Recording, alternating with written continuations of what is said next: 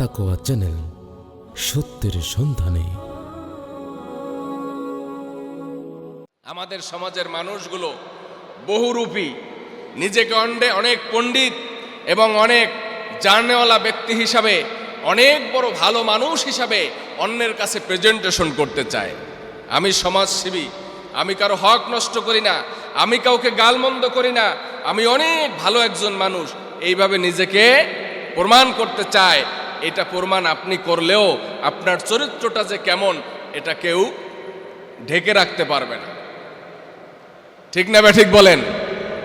আলোকে ঢেকে রাখা যায় না, সত্যকে ঢাকা দিয়ে রাখা যায় না, সত্য প্রকাশ হবেই। আপনি যেই চরিত্রের মানুষ সেই চরিত্রটাই প্রকাশ হয়ে যাবে। আপনার নিজের প্রশংসা নিজে করে আপনি আপনার সুনাম সুখ্যাতি ছড়িয়ে দিতে পারবেন না। এই জন্য আমাদের সব কিছুর মধ্যে একটা কন্ট্রোল থাকা দরকার। কন্ট্রোলের মধ্যে সুসংবাদের পাশাপাশি ভীতি থাকতে হবে। রাসূল সাল্লাল্লাহু আলাইহি সাল্লামের রিসালাতের দুইটা কাজ ছিল। এক নম্বরে হলো মানুষদেরকে সুসংবাদ দিতেন, পাশাপাশি তিনি ভীতি প্রদর্শন করতেন। ভীতি প্রদর্শন ছাড়া মানুষ থামতে চায় না, বেপরোয়াভাবে চলতে চায়। কথা বলেন ঠিক না ঠিক? আপনি এমপিতে দাঁড়াইছেন 3 বার, এরপরও আপনি দাঁড়াইতে চান কেন? এবার আপনি থামেন। 3 বার তো আপনি দাঁড়াইছেন এমপিতে, অন্য কাউকে সুযোগ দেন। ঠিক না ঠিক? কিন্তু আমাদের মানুষেরা সুযোগ দিতে চায় না, নিজেই সমস্ত সময়টাকে কাজে লাগাতে চায়, প্রজন্মের পর প্রজন্ম একটা লোকের উপরে ডিপেন্ড করতে চায়। এটা কেন? এর মানে হচ্ছে যে আমার মতো ভালো মানুষ, আমার মতো যোগ্য মানুষ এই সমাজে আর একটাও নাই, সেই জন্য আমি একমাত্র ক্যান্ডিডেট। এরকম আদর্শ আমাদের মধ্যে কেন নাই? যে আমি তো কয়েকবার প্রতিদ্বন্দ্বিতা করছি, এখন আমি আমার পক্ষ থেকে আরেকজন লোককে আমি সুযোগ করে দেব, এইরকম মন মানসিকতার লোক আমাদের মধ্যে আছে? নাই তো নাই।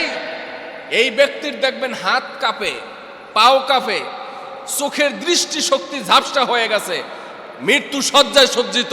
যতক্ষণ জীবন আছে ততক্ষণ সেই ক্যান্ডিডেট হবে, আর কেউ এই সুযোগ নেই।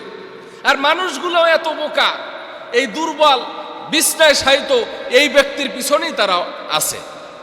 মানুষেরও বাজ বিচার এইরকম নষ্ট হয়ে গেছে। কথা বলেন ঠিক না ঠিক?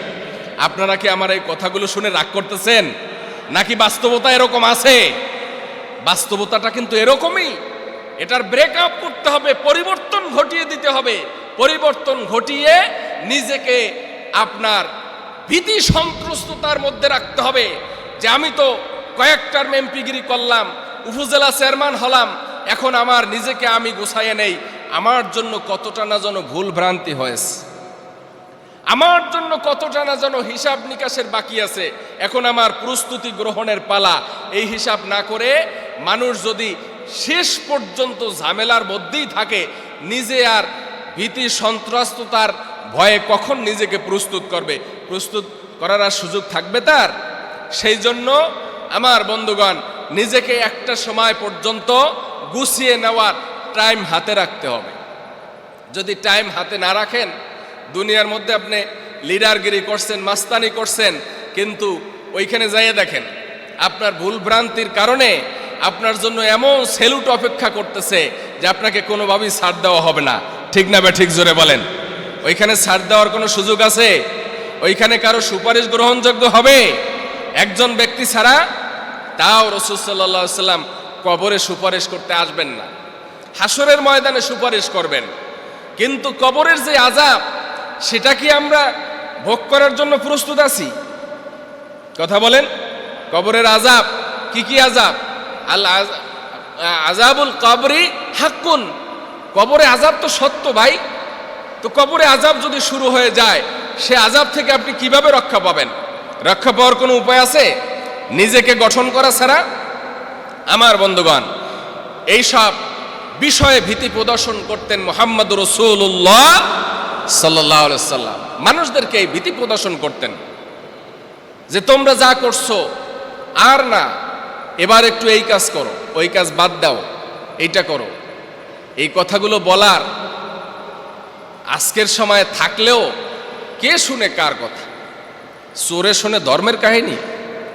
কথা বলেন। কথা যতই বলা হোক, এই ভীতি প্রদর্শনের কথাগুলো ভালো লাগে না, খালি সুসংবাদ ভালো লাগে।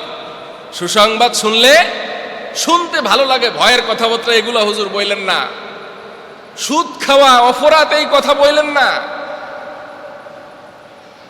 ঘুষ খাওয়া অপরাধ এই কথা বললেন না। আর যাই যা বলেন এগুলো বললেন না। তাহলে বোঝা যায় যে ভীতি প্রদর্শনের কথাগুলো শোনার জন্য আমরা প্রস্তুত নয়। আত্মাকোয়া চ্যানেল, সত্যের সন্ধানে।